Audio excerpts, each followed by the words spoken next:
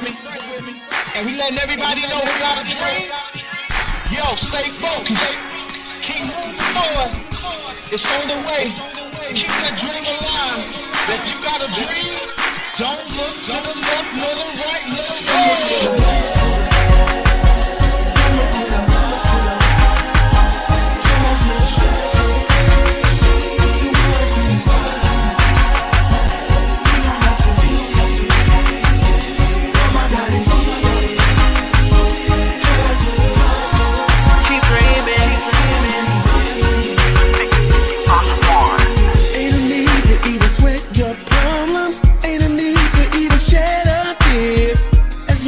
Your faith is in Jesus. Completion is here before you even begin. Dreaming big of my life in the future. Already knowing that it's not far. Having the passion to work towards Jesus. I'm gonna keep my faith and swagger going hard. Don't right.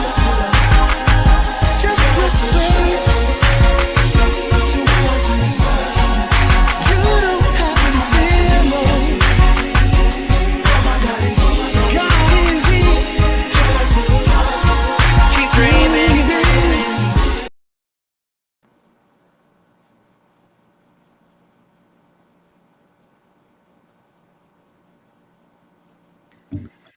Hello, hello, hello. Welcome, everyone, and welcome to the Dr. Yolanda Jerry Show. I am your host, Dr. Yolanda, and today I am honored to have a special guest with us today by the name of Reggie D. Smith.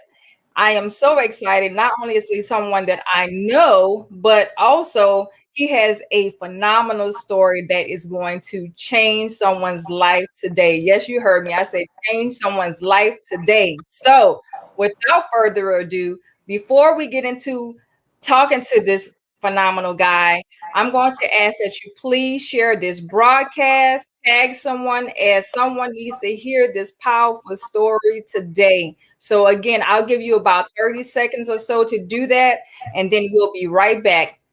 Thank you.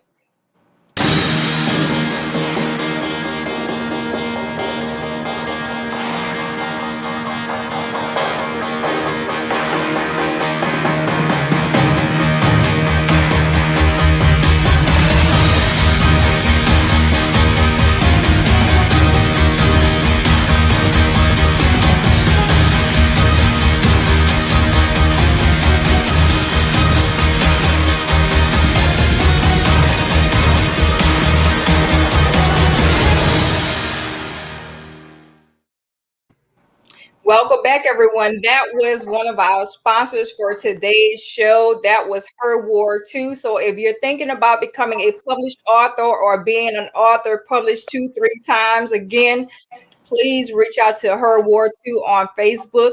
And the visionary is Vaughn Griggs Law. So now let's get into our special guest today. Our special guest is Reggie D. Smith. He is the Pure Heat creator and owner. You heard me, the Pure Heat creator and owner. He was born to a hardworking single mother in the inner city of East St. Louis, Illinois.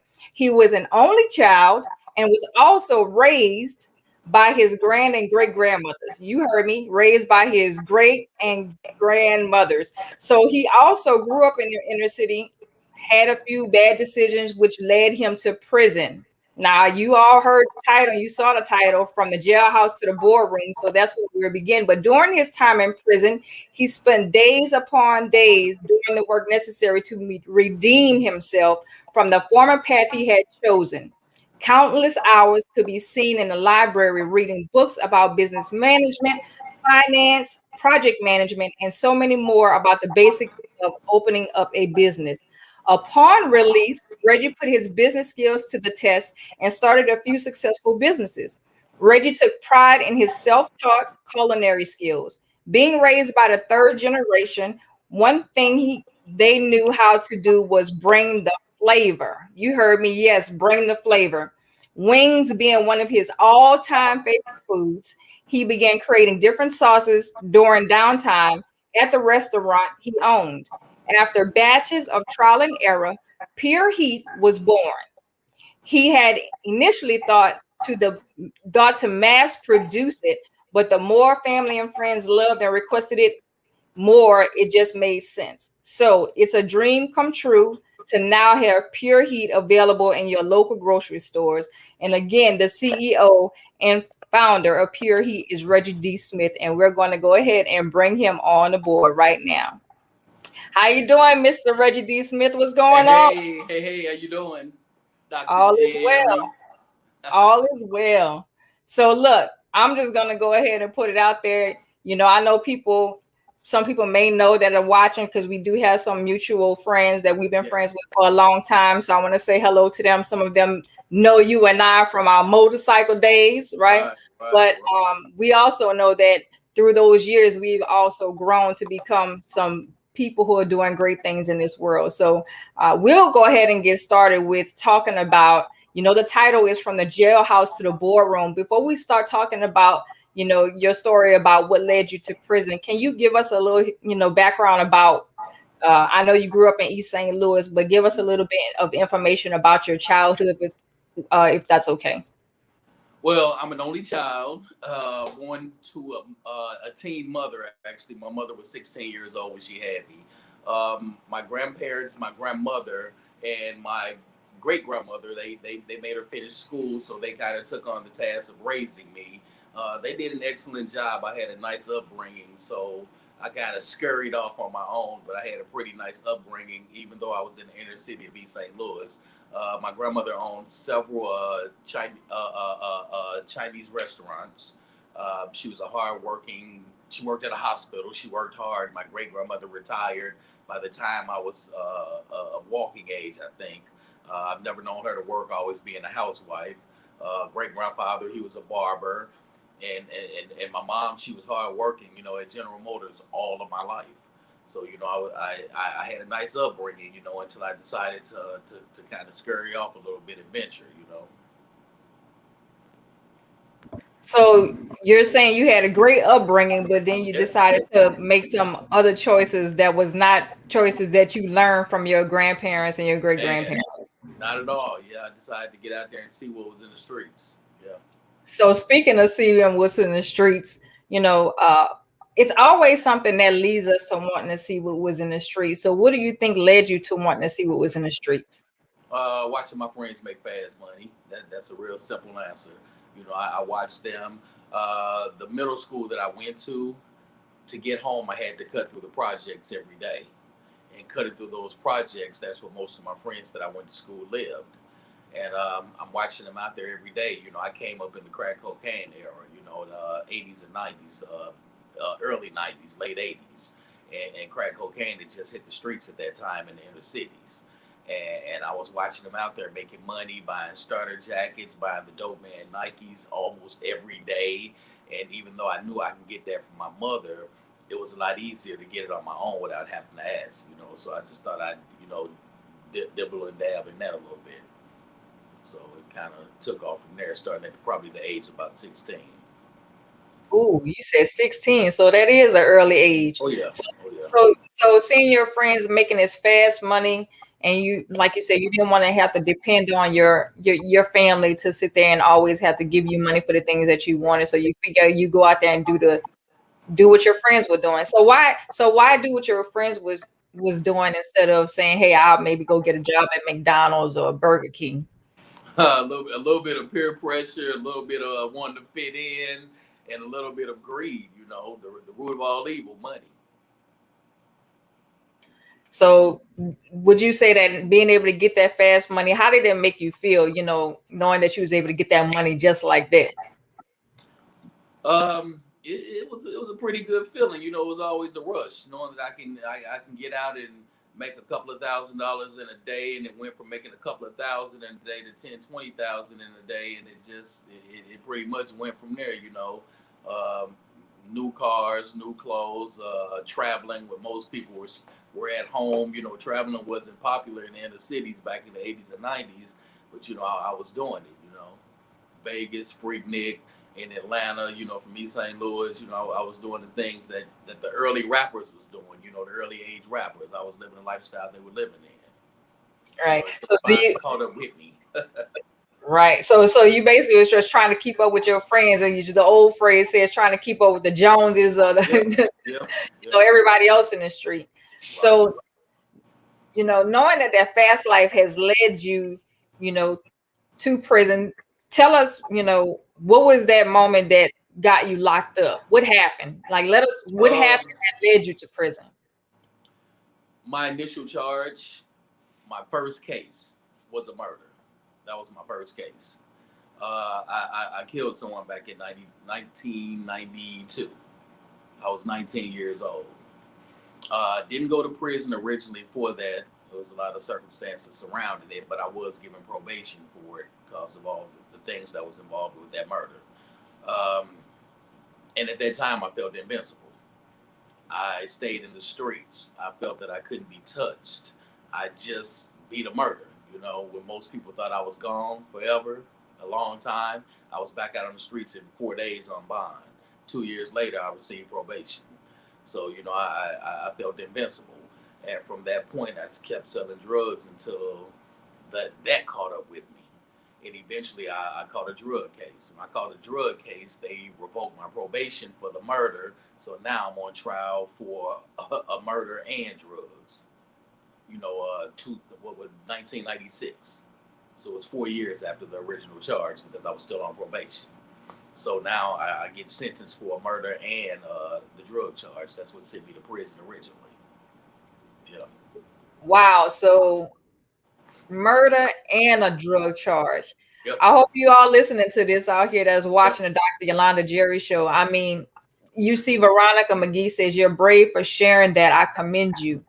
A lot of people won't share that, for fear of repercussions that could still possibly follow them, even now in life. But murder and drug charge. So going to prison, how long did you have to sit there? 5 years the first time. 5 years the first time. So knowing you was there 5 years the first time, why didn't you learn your lesson? No, I'm just I was 19 years old. Right. I was 19 years old. I came home. I got married. I was doing the right thing for a long time, but still in the workforce, the money was a little too slow for me still then. Once again, I'm an only child. I come from a middle class family where I've always had everything that I wanted. So the money was slow still, even though I did work. But now I have a family to support. When I went to prison, I had a child. My daughter at the time, I have one child at the time, and she was, I think Reggie was maybe 5-6 years old, if that. When I went the first time. So I stayed out there. Right. Cher Graham says his story is so similar to others I have talked to. His story is so compelling. Thank you for being vulnerable. And then Veronica says system is designed to bring us back. So speak to that. Do you think the system is designed to bring, people of color back? Definitely not. I have to disagree with that. You only bring yourself back. You don't have to get out of there. You don't have to do what you're doing. I totally disagree with that. Now, once you're in the system, it's a lot easier to go back.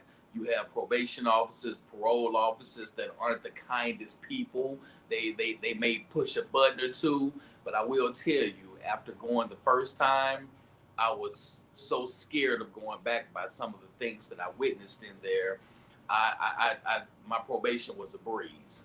It was, most people ended up going back for dirty drops, for smoking weed, for not seeing their probation officer, for not holding a job, for leaving town without permission, for getting in domestic violence situation at home. I experienced absolutely none of that. I was so shell shocked from going for that time that I went.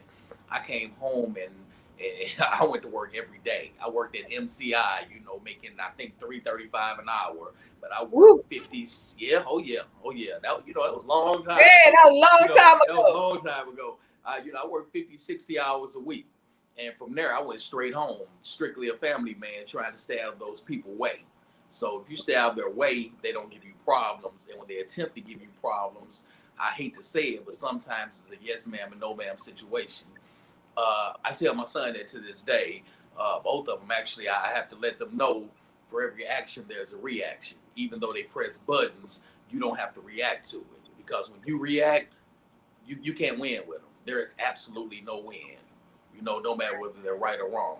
And I tell people that, and I can reflect back to some of the recent police brutality cases that we've had.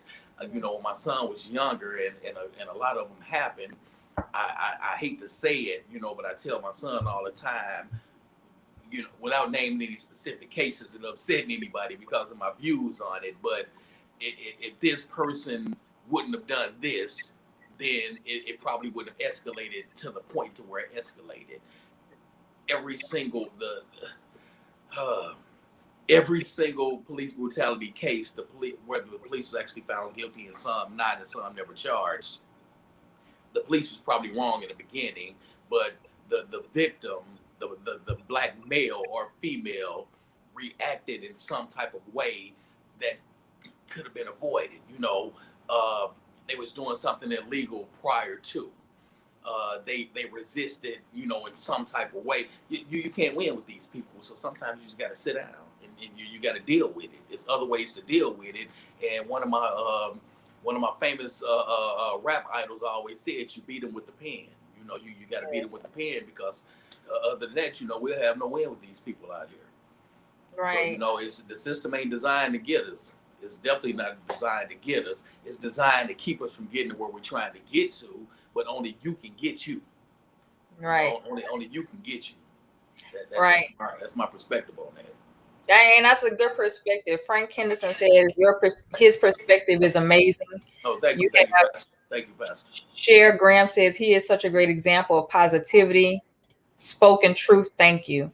So I appreciate you, sharing that perspective, because you have some individuals who will think that the system is designed, to keep us there or bring us there. But as you mentioned, it's a choice. We all have choices, and we decide what those choices will be, and I think sometimes people get so stuck into the mentality of, I've been to prison, and once you've gone to prison, you'll always go back. And I don't think that's the case, because look, I got you on my show, you the perfect example, and people that's watching right now, you all have to listen to this. This man, Reggie D. Smith, is a perfect example that your setback is a setup for a major comeback, and he's going to tell you what that comeback is. So thank you for sharing that. Now, knowing that you had gone to prison and you served some time, how did that time, or how did those incidents affect your personal relationship with your family, people that knew you,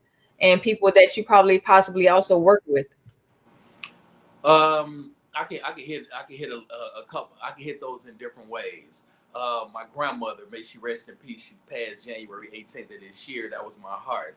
And because of my previous run-ins and the things that I've done, I never left her sight without her saying, "Be careful now, baby. Don't get in no trouble." Those are her famous words to me. I never walked out of her doors without hearing those words. Or when I walked in, "You ain't got no trouble, have you?" So that's where it was with that.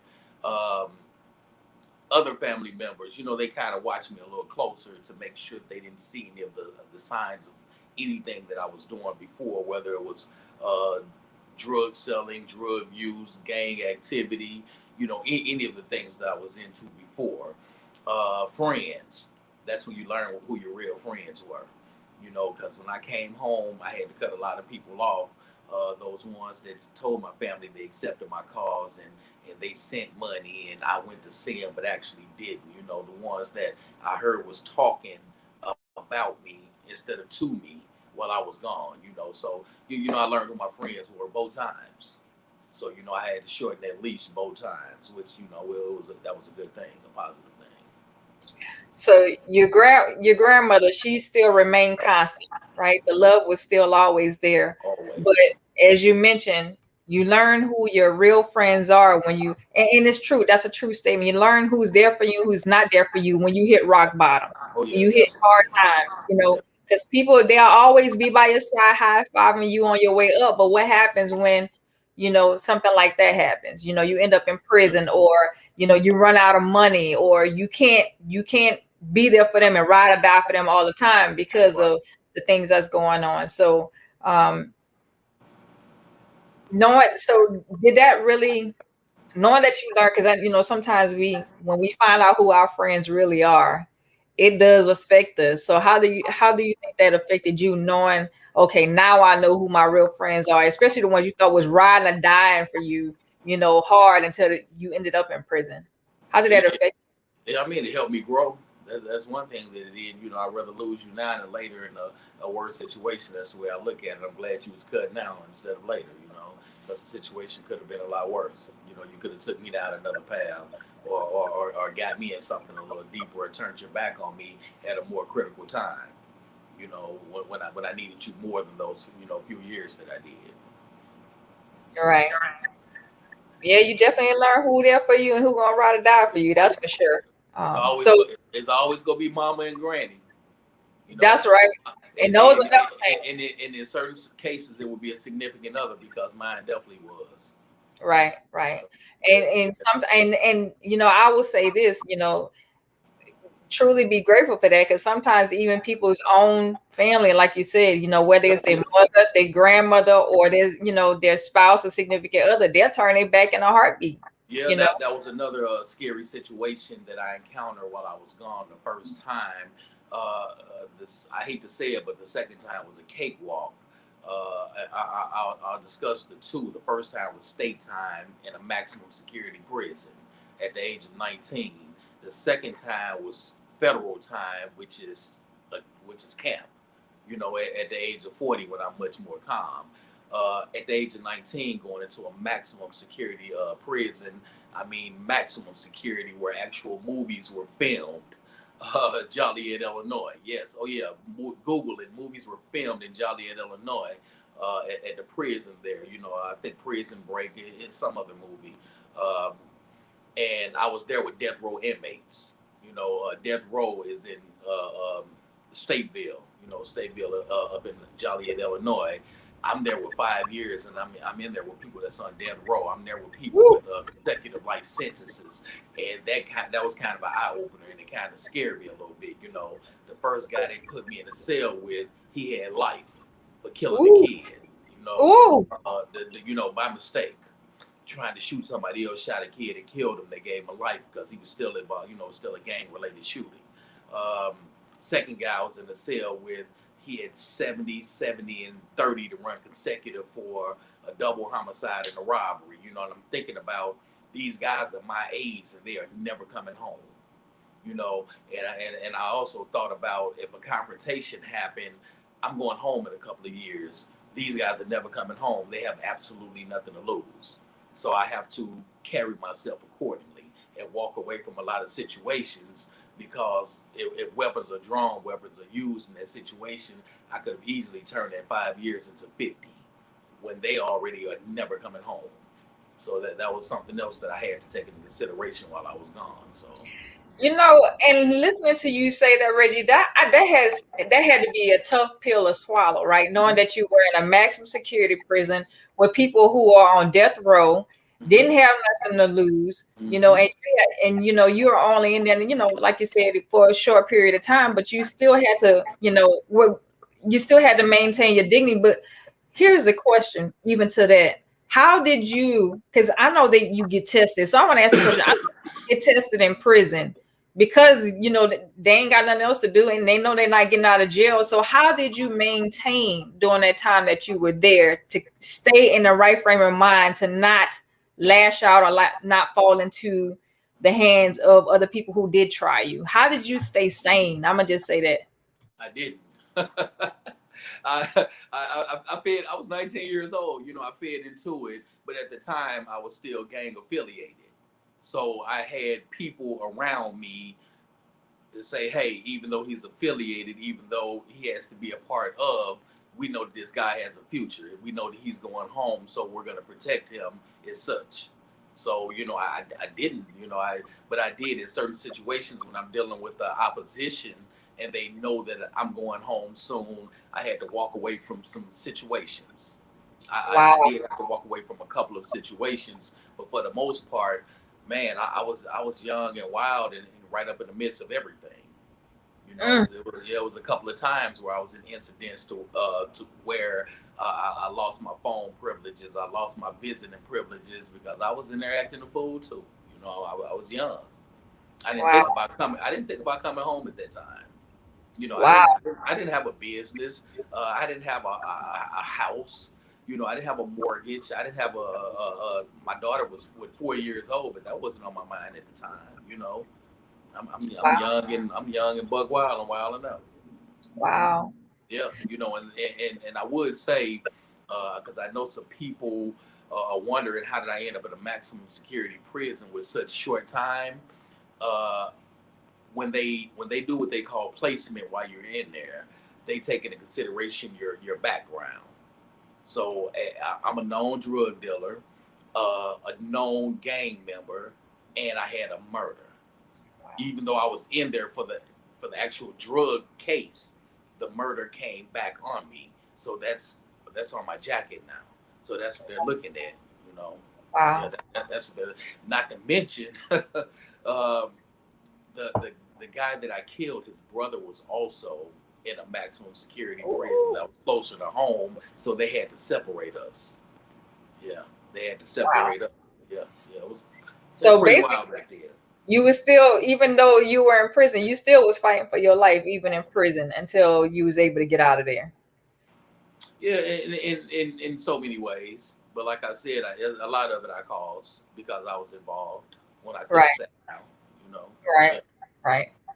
Veronica says your story definitely hits home. So emotional hearing your words. So Paula says so compelling, proud of you. Thank you, So Paul. people paying attention, and some people, they probably can resonate with your story because of what you're sharing. So we're going to get back into how did you move on from coming out of prison and what it took for you to start moving in the right direction. But I want to go to a commercial break. um, I want to make sure that I give honor where it's due, where I make sure that I highlight my sponsors for the Dr. Yolanda Jerry Show, and we'll be right back.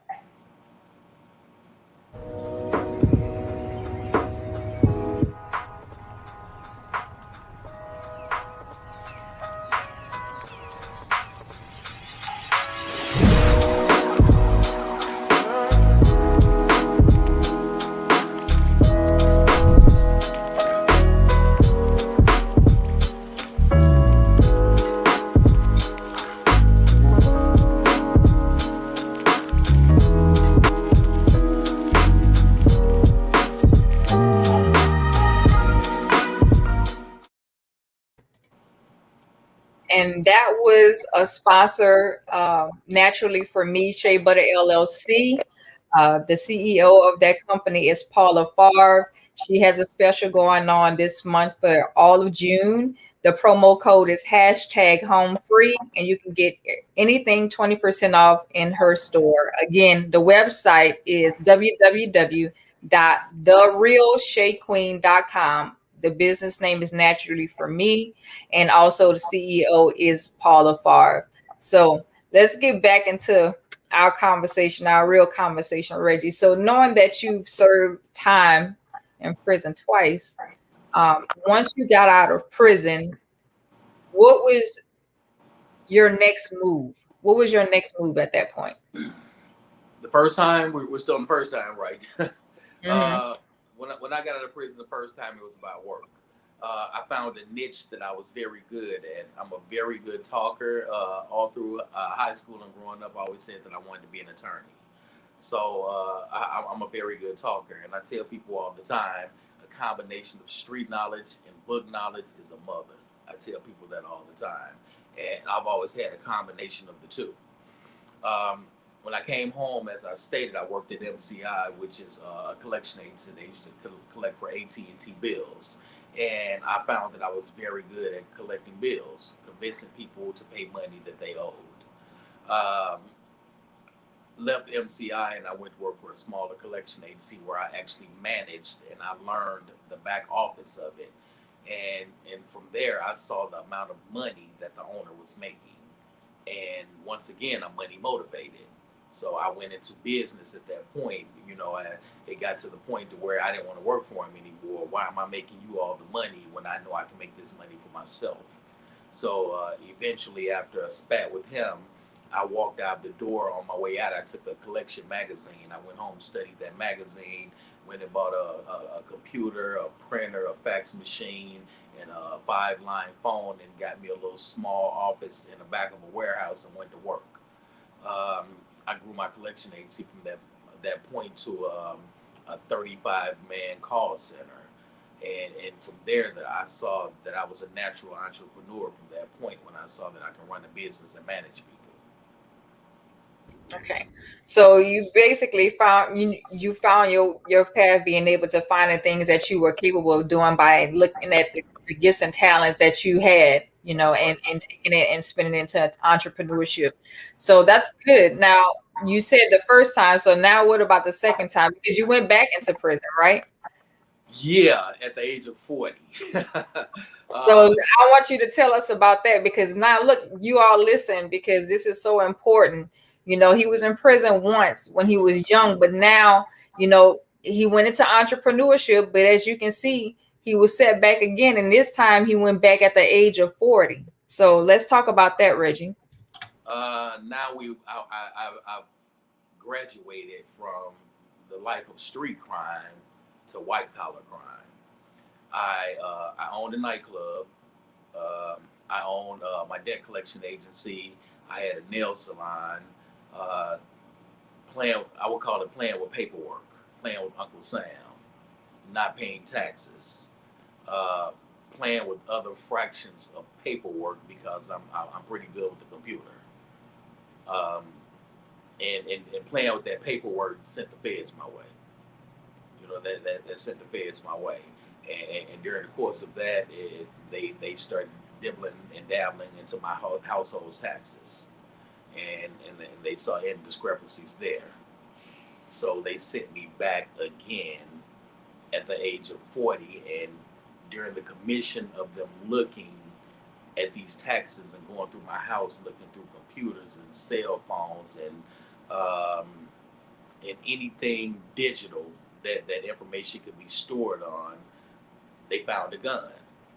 Now, the gun that they found, it wasn't being used for any type of criminal activity, but of course I have to protect my household and my family.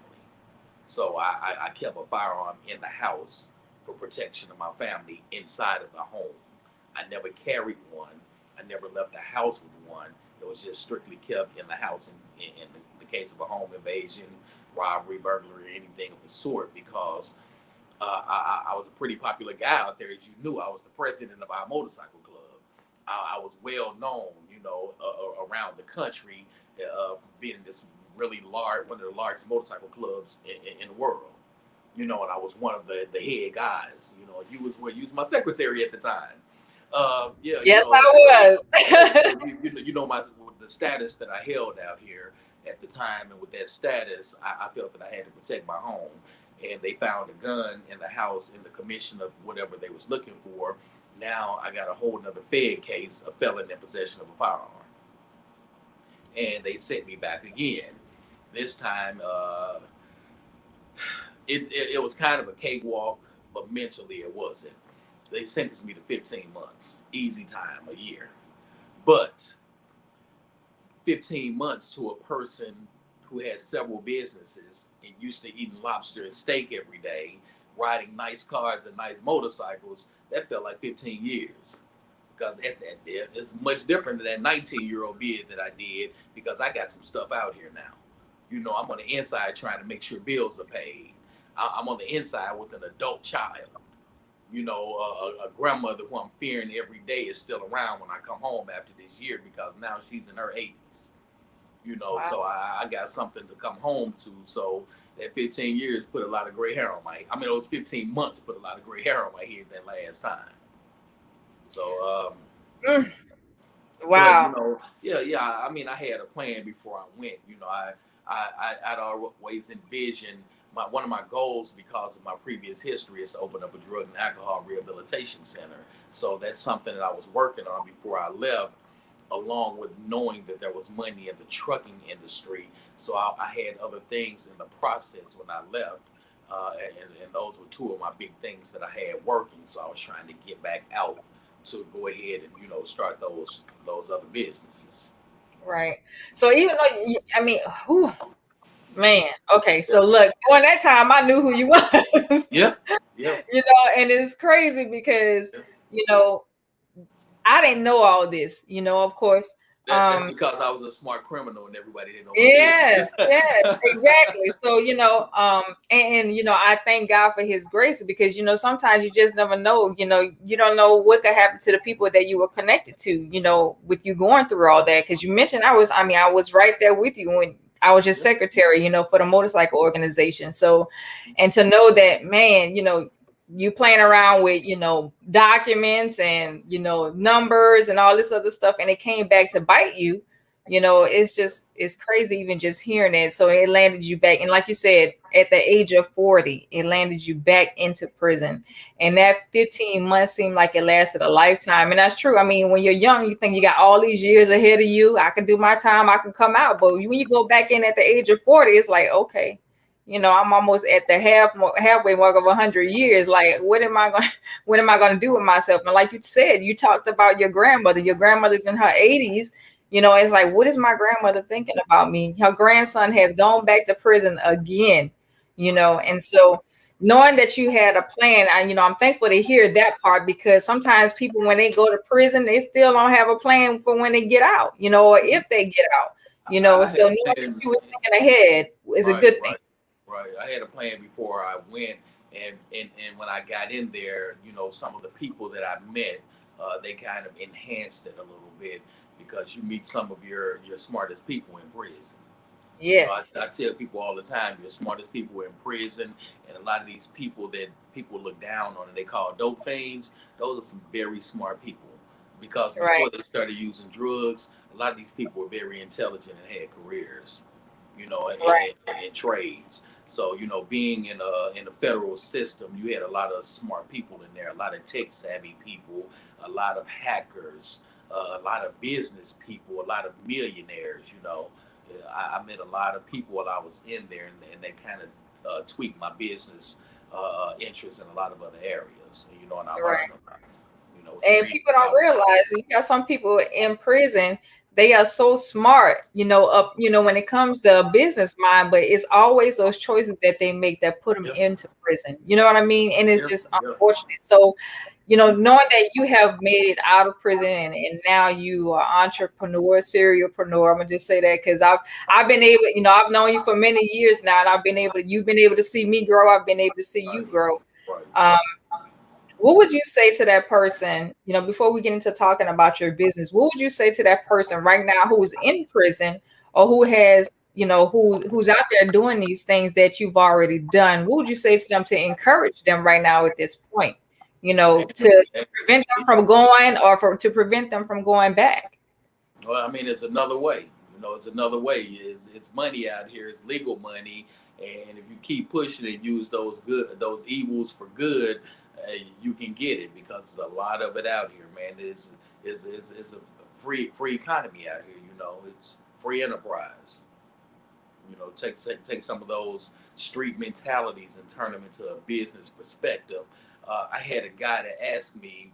I was doing a showcase at a convention at the Home Builder Show, selling one of my products that I'm pretty sure we'll talk about later. And the guy told me that he had a rug that he wanted to start selling, but he didn't know where to start and he had no money to get started. And I looked at him, and you can tell he was a street kind of guy or been in the streets at one point in time. I said, "Have you ever sold drugs before?" He said, "Of course." I said, "Well, if you sold drugs, you already got the money and the know-how to get your business off the ground. Just like you sold those drugs and you sold one dime bag and took that money and bought two and two to about four to about six. Before you know it, you up to an ounce and a key and so forth. You do the same thing. You sell one bottle of your rub, don't spend that money, go buy two, and you keep on multiplying and going. You use that same street mentality and flip that to business, and you'll be rich in no time." It's a real easy formula. Just take the same street perspective and use it for business. Right. And use it the legal way, right? The So legal way. the And legal when way. I told him that, yeah, I told him that, and he had no comeback for that. He couldn't do anything but agree with me, because it's easy. It's Right. real easy. You got And to I think manage your money. that's true. And I think it goes back to, again, knowing that, people always said, people always talk about that fast money. Hmm. Well, You know, if you want money fast, then you gotta go hard in the paint. I always tell people that you gotta work hard. You know, you gotta work hard. And so what is it gonna take for you to try to get that money if you really want it? You gotta put in the work. You know, nothing comes. You can't spend your real money either. You Look, can't I spend always your real money. You got to put it right back right. in that. You got to put it back in the business. You're right. You're You know? right. And I always say fast money don't get you nowhere. You Right. know, it'll take you to a dead end road. But when you put in the work, and sometimes that work is gonna cause countless of hours of no sleep, or you traveling all the time and those different things, but you'll get to see the fruit of it later on, right? And then it eventually pay off. Because I tell anybody now, if you expect your business to be booming and blossoming in less than 5 years, I don't know who told you that. You know what I mean? Because you're just getting it good, you know, anywhere around that time. You know, you got Right. your whole business established. Now you got people working for you, but you got to get to that point to where you're able to generate enough money to be able to hire people to work for you, hire Right. people to be able to package these products, hire people to, you know, do all these things for you. You got to, Right. but before you can reach that point, you got to do the work. You got to lose the sleep. You know, you got to come up with all these formulas. You got to come up with all this legal documentation. You have to do the work. Yeah. Yeah. You got to So put in that leg work to get it. that's right. Have a Absolutely. strong team behind you as well. A strong, trustworthy team. Well, thanks for sharing that. Well, I'm going to go ahead and I want to go into another commercial break because we do have another sponsor for today's show. And then once we come back, I want you to go ahead and what I'll do is I'll go ahead and let you share, you know, what you are doing now and those kind of things, and also get some questions from those that may be watching also. Okay. Okay. All right. Be right back. Hey guys, I am Rita M. Green, owner of Go Fig Co., a boutique digital marketing and project management firm. We specialize in email marketing, social media campaigns and management, website design, graphic design, email marketing, Dubsado setup, and more. Administrative tasks especially. We are here to take the hassle out of your hustle and just to get things done, period. So if you're in need of another set of hands, a second pair of eyes, or a fourth or a fifth or a sixth, we are here to assist you with all of your needs. Again, I'm Rita M. Green, owner of Go Fig Co., and we would love to serve you, your business, and your brand. You can connect with me on Facebook, Instagram, and LinkedIn at Go Fig. Go is spelled GEAUXFIG. You can also see us online at www.gofig.com. Check out what we have to say, and also check out our blog where all of our articles that we post online are located. Plus, you can see our portfolio of complete works. We'd love for you to check those out as well. If you'd like to check with me, if you'd like to connect with me personally, I am Rita M. Green on LinkedIn. I hope you have a fantastic day. Go win the day, go for the gold, and bye-bye.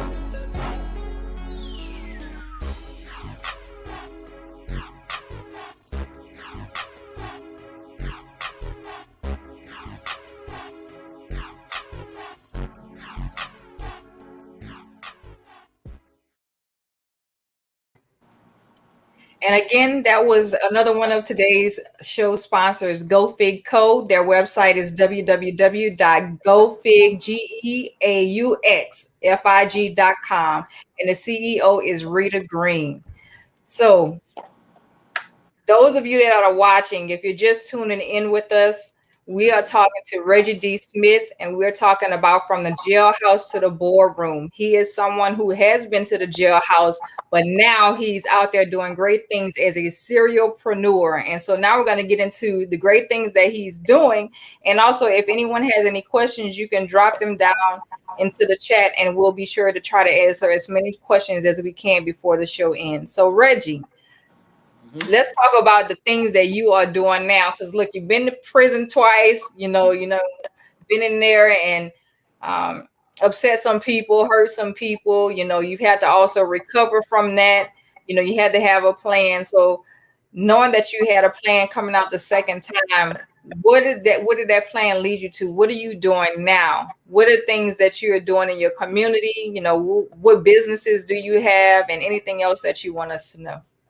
Where do I start? While I was in there, like I said, I met a great guy that I was in there, and I had already had trucking on my mind, and having trucking on my mind already, I met a guy actually who was in there who was actually into trucking, and when he told me Um, During the course of our conversation and what he was in there for, I asked him how was it possible to do what he was doing with a trucking company, and he told me that he grossed $1 million a year, and I didn't believe him. And he showed me on paper that he did, and I asked him what was the key to it, and the key was owning 5 trucks, is what he told me. And with me being money driven, that's all that I had to hear was 5 trucks would give me $1 million, and I got out on a Thursday. That Monday, I was enrolled in truck driving school. 6 weeks later, I was behind the wheel of an 18-wheeler for Anheuser-Busch. 7 months after that, I purchased my first truck. I saved my money, stayed my butt at home, no shopping, no clubbing. I ate out very little, and I stayed out of the way. You know, I told my friends, you know, I'll catch you later. I catch you on a rebound. I got to go to bed. I can't play with you right now. And 7 months later, they saw why. When I posted on Facebook that big red pretty truck, I called it Big Red. I think about 6-7 months after that, I purchased my second truck. This was 2000. We're talking recent now. This was 2018, 2019. End of 2019. Now we're coming up on the end of 2019. We're coming up on the epidemic, COVID-19. The beginning of 2020, business started slowing down. The trucking industry slowed down. I didn't know what the business wasn't slowing down, I would say. I just didn't know what to expect from COVID. I didn't want to be driving state to state out here playing with this virus, knowing that I had to be around my grandmother, who was 85 years old at the time. And I was around her a lot, you know, taking care of her. And I didn't want to take anything back to her, especially knowing this virus was killing people. So I started playing around at home. I started a garden at home, started playing in my yard, building patio sets, you know, just playing around. And during the course of this time, I had a lot of people saying, hey, Reggie, make some of those wings you used to make at your nightclub. Make some of those wings, make some of those pure heat wings. And I made them for a while, and eventually I got tired of making chicken wings for people. So I said, these people don't want these wings. They want the sauce that I'm putting on the wings. Let me put this sauce in a bottle, and I'm going to make them pay for it. You know, they got to pay me for this sauce. So I put the sauce in a bottle. I bought 12 bottles off Amazon. Made my little concoction, and I put it on Facebook that I got the Pure Ultra Lounge sauce for sale. Those bottles sold the same day. So I jumped on Amazon and ordered 12 more bottles. Those bottles sold when I put it on Facebook before the bottles even came in stock. I said, let me take a leap of faith out here and order 100 bottles and see if they sell. Those 100 bottles sold in about a day or two. So I said, okay, well, I got something going here. This might be a little side hustle where I can make me a couple of extra $100 a week doing this during this pandemic. So I said, I'm gonna jump out here even more. I'm gonna order about 400 or 500 bottles and see how long I sit on them. The bottles sold pretty good. And then my sister cousin, when I told her about it, she told me, hey, you better stop having all these people come to your house to get that sauce. I said, well, a lot of these people are my friends. They know where I live. They've been over to parties and to hang out, you know. Nah, you better stop having all these strangers come to your house. So I said, let me go out here and see if one of these stores would allow me to sell the sauce out of their store. So I walked into the store and he allowed me to do it. I put it on Facebook. He couldn't keep them on the shelves. And then I started having people on the other side of town, the south side, asking me for the sauce. I'm not going to drive to the south side 3-4 times a week delivering sauce. So I went on the south side and solicited a store over there to carry my sauce. They did pretty good. And before you know it, this was May of 2020. By about June or July, I was in about 30 stores in St. Louis. Wow. And two stores in Dallas. 3-4 months after that, I said, let me reach for the stars here and start soliciting grocery stores. So I started going into meat markets. I went into a Save-A-Lot store over in Illinois. A friend of mine owns the Save-A-Lot. He carried my sauce over there. It's carried there now. And I said, let me go a little further here. I went into the largest grocery store in the Midwest, Schnucks. And I started with a little negotiated with them. It didn't go as far as I thought it would. So I jumped on LinkedIn and contacted the CEO of Schnucks. and I introduced myself and told him about my sauce. He said, it's a coincidence because one of our other executives went down to the farmer's market and purchased your sauce down there last week, and he said he loved it. So I'm going to put you in contact with the buyer of products. Put me in contact with the buyer, and January of this year, they accepted the terms, and that put me in over 99 Schnucks grocery stores. Oh my gosh! Did y'all hear it? Yeah. Do you all hear that? Yeah, from there, I just started moving around from that point. I came down your way. I sent my sauce to Master P. Master P had my sauce on his show about a month or two ago, and he gave me a pretty high rating. I used that video from the Master P show to solicit grocery stores in Louisiana because that's where Master P is from. I sent that video. Yes, I know. I sent that video to the owner of Rouse's Market. And Rouse's, they like the sauce. I sent them a sample of the sauce. Now I'm in the Rouse in Mississippi, Louisiana, and Alabama. And a couple of weeks ago, I decided to take a couple of days off of work. My truck was actually in the shop. I said, hey, I'm sitting around the house bored. I need to make some money. I need to do something productive. So I grabbed my briefcase and put on my little tie. And took a couple of the samples to the Hy-Vee grocery stores in Columbia, Jefferson City, around that area. And I walked in and I found the store manager and said, hey, taste this. And they ended up buying my sauces that day. And from there, I mean, the sauces, they've just been pushing, Now I'm in over 200 stores. And it's been a year. Last month I had my anniversary party, so I'm at the 1 year mark. And I'm in over 200 stores, and right now I'm in negotiations with a couple of more stores.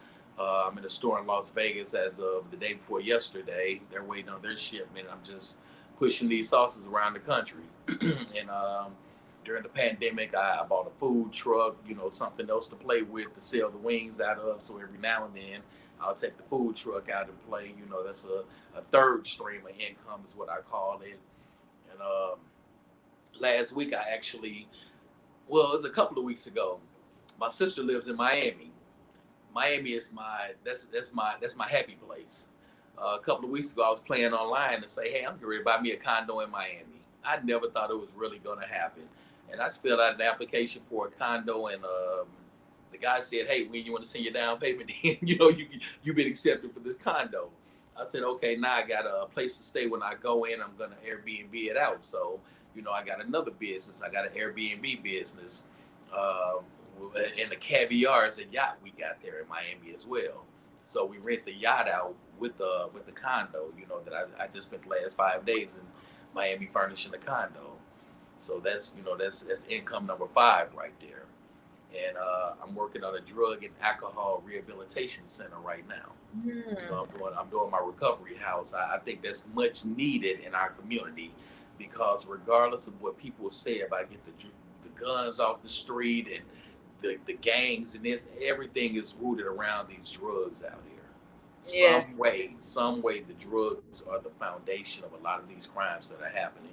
So I figure if I can help some of these people stay off drugs and kind of tell them my story and where I've been, because I left out there during all this process of me acting a fool out here in the streets from 19 years old up with this murder and all this. I was getting high during the whole time. I was getting high out of my mind, and I wasn't thinking straight with half of the things that I did. I was probably high when I did the murder. I don't remember because it was so long ago. But I half of the stuff that I did, and half the stuff that's happening out here is a direct result of drugs. So this drug and alcohol rehabilitation center is a passion of mine. And I have a building right now. It's a 50-man facility, 25 men, 25 women. It's being rehabbed right now. Wow. So, I'll be able to open that up hopefully by the fall. Right. I just want to go back and kind of highlight some people's comments because they were dropping comments. Dr. Joe says inspiring. Lena says dope. Paula says praise God. Amanda says, hope you participate in a food truck festival next year. So we have a food truck festival that happens down this way. So I'll let you know about that. Yeah. Let me know about it. It's possible. My schedule allows. Okay. And Mavis says, amazing testimony, wonderful work. for those that's watching, Reggie, I just want to say thank you. Not only as someone that's a friend of mine, but someone that know, I just thank you for sharing your story. People don't realize how you can change your life by sharing your own personal testimony. 2 times in prison, and both times, whether it was murder or whether it's dealing with, messing around with documents and the IRS and all those different things. You realize, even having gone through all of that you needed to make a change.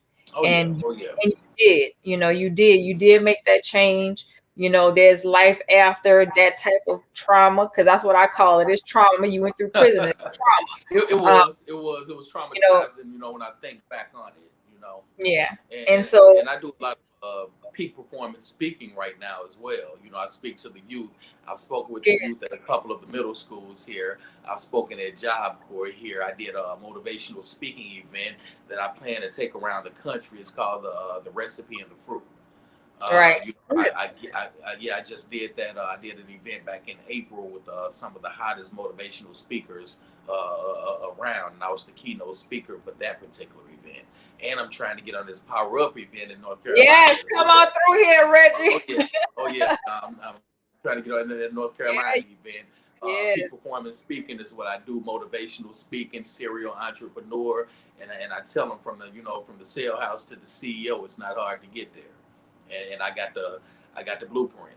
I do. Good stuff. Good. And I appreciate you for being out there, because people don't understand it's so important for us to be out in the community. The older we get, the wiser we should get. And when we become wise, we should be able to reach back and try to pour back into the community, especially taking care of the youth, showing people what not to do, or how to come back from a setback like that.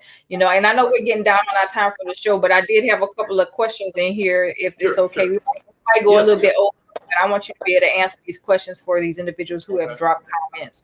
So the first question is from Amanda, and it says, having been exposed to the other side of the streets with drugs, how have you continued to stay positive and stay clean? It's stay positive.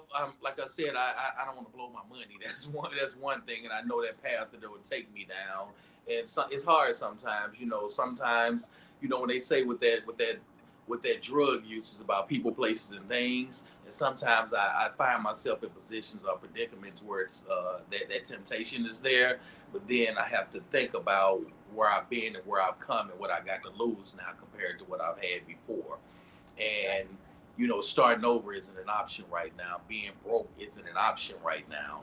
I got a grandchild on the way. I got another baby to spoil coming real soon. I got another baby to spoil. So, being broke is not an option. Going back to prison is not an option. I'm 48 years old. They give me 10 years. They may as well give me life, because my life will be over. At 60 years old, you 1 foot in the grave at that point. So, that's my thing right there. And then it's another thing. I look at all of the bad drugs that's out here now. They're putting fentanyl in everything. Yes. It's a lot of bad drugs out here, not to talk about drugs, but I came up in an era where, marijuana came out of the ground and it was green, not purple and red and orange and all these different names and different colors, and these kids out of their mind now, and they're addicted to marijuana. So nothing is pure anymore. So, Right. On top of that, I need my brain cells. Right. The few that I have left. So, Right. it's tempting sometimes. Sometimes I'll go into that little depressive state where I have to pray. I go to church every single Sunday. Every Sunday I'm in the church house. No matter where I was Saturday night, if I'm not on the road driving that truck, I'm in church. So I pray a lot. I wake up in the morning praying. I pray for the truck drivers around me. I pray for my truck, pray for no breakdowns, no accidents, not to see anything around me. So I constantly pray. And that's one of the things that keep me going. Yeah, pray. I'm gonna tell you, God is something, boy. He'll sit you down. And when you pray, he'll make sure that you stay covered. And people don't understand that when you speak life into yourself and to other people, you're gonna always be covered and you're gonna help them grow. And it's so important that we make sure that we give honor where it's due, when we know it's not us that's doing this, it's God that's doing this. And he's also the one that gives us the grace, right? When we don't give our own selves grace. So Reggie, the next question is, what advice, again, Amanda dropped another one. What advice would you give to those who fight those urges and want to turn their lives around and get out of the drug scene? Just do it. Just do it before it's too late. You know, I know it's easier said than done. Some drugs are, and it also depends on the drug of choice too. You know, some drugs are physically addictive. You know, I wasn't on anything. I wasn't using anything that was physically addictive to the body that would require other medications or that would make me sick if I didn't have it. I wasn't on anything that strong, so I can't really speak on it. You know, sometimes it takes some medication to get you off of certain things that you was on, but you know, it really just do it. You know, I know people that have kicked addictions that have just kicked it. You know, I wouldn't have called myself a junkie, drug addict maybe, but not a junkie. So there's a difference between them. I could actually afford my habit, you know. Right. So you know, yeah, I could afford my habit. I just like to do it. I call myself a rock star. Then I like to party all the time. Right. But you know, you know, when you decide to stop, you just stop. It don't require any rehabilitation. You know, the grace of God. You know, I was told throw it on God's shoulders. Tell God this your battle to fight. You fight this devil, and that's what I tell him all the time. I told him that earlier today when I felt a little depressed. Take this off my shoulder. This yours. You fight this. You know, I'm gonna do the best I can, but you God, you told me you'll fight anything, you'll protect me. So you take this. You deal with this situation. You deal with this devil. Right. You can fight him. You can fight him better than I can. So you take this. Yeah, they say God that all the time. Cash Yeah, your God kids that all the time. Take it. That's right. You know, and I, you know, just to kind of piggyback on just, you know, like what would you do to help others turn around, just in case, you know, Amanda or whoever just jumped on the show. I know you mentioned about your center that you're getting ready to try to put together too as well, that will help people who have issues with addiction and being able to give them the education and the skills they need to come out of situations like that. So I just wanted to kind of highlight that so that people can be on the forefront, to be on the lookout for that too as well, because that's something that you will be able to help people to get out of situations like that, you know, by having your center. So yeah, my center is going to be called Pure Living, and I would take clients from all over the country. Once again, is remove yourself from the people, places, and things. I don't care if they come from California, Louisiana, Mississippi, Detroit, New York, wherever. We got to fly them in, drive them in, bus them in. We'll get them here to change their environment and get their head right. all right. Thank you for that. Yeah. So I got one last question, and then we'll go ahead and try to wrap it up. There's a question from Pamela Berry Johnson. It said, if there was a defining moment for you that caused a shift in your walk, what was it? A defining moment, just looking back at time and seeing all the times that I've taken one step forward and two steps back. When I got tired of taking those two steps back, and I knew that I could succeed in life, when I knew I have the skills to succeed in anything that I do and progress, and I get a rush off of starting new businesses, and I know that I can't do that if I'm steadily taking two steps back. So that was a big part of me doing, you know, what I did, and kind of slowing down and doing things the right way, because I sometimes I have to leave that money in the bank, or I have to leave that money under the mattress, or, you know, buried under a rock for a while and not touch it and watch it multiply and continue to do business. When I saw that I can do that and I can save and watch this lifestyle that I live multiply the way that it has, that was a big motivation for me. So, you know, that was that turning point when I saw that I can get new cars, drive new cars all the time, buy new houses, buy condos, and travel the country, travel the world, you know, go out of town to different countries 5-6 times in a year if I want to. You know, those were the defining moments for me. Good stuff. Crystal Harrison says that wake up could apply to more than just an addiction. Yeah. Oh yeah, definitely. Yeah, definitely anything. You know, that wake up comes in many forms. Mm-hmm. You know, you got people out here that addicted to the streets, addicted to nightclubs, addicted to shopping, cigarettes, anything. Yeah. You know, that wake up comes in many different forms. Absolutely. Absolutely. That addiction comes in many different forms. There's a comment from Amanda. She says, wonderful. Would love to do a story on the Pure Living for Seaside Social News. Thank you so much. Our community needs it. She's Okay, actually great. the person that has the local news here on the Okay. coast. So Okay. you'll My just comments and just reach out to her, or I can give you the contact information and connect okay, both. yeah. Pop my website up, stlpureheat.com for my sauces. I do a trucking seminar as well, bostonuptrucking.com. Boston Up Trucking, I teach the A to Z on starting a trucking company, from starting off your paperwork to dispatching to brokering your loads. I teach everything there is that you need to know about trucking as well, and entrepreneurship with my speaking engagements. I teach people how to start businesses, the ups and downs of businesses, and how to stay on the right path with that. Good stuff. And so I did just pop the information down into the chat and also put it up on the screen. Those of you that want to get in touch with Reggie Smith, you can reach out to him via the stlpureheat.com website or the bostonuptrucking.com website as well. So for those that are just listening, it's www.stlpureheat.com for stlpureheat.com, and also Boston Up Trucking, www.bostonuptrucking.com for Boston Up Trucking. So Reggie, if you and my could business line is go ahead. Give my business phone 314-701-0405. Text message or phone calls. You said 314-701-0405. Correct. All right, and I'll pop that up on the screen as well. So to reach out to Reggie Smith via phone or text message, you can contact him via phone number 314-701-0405. Well, look, Reggie, I want to say thank you so much for tuning in with me and being my special guest today on the Dr. Yolanda Jerry Show. You have a very inspiring story. Continue to do great things in this world. I've been a witness to you doing so much in the community, and I just want God to continue to bless everything that you're doing and bless you and your family abundantly. If there is one last thing that you would be able to give to someone that's watching right now before we end the show, what would you say to them to speak a life into them? Push.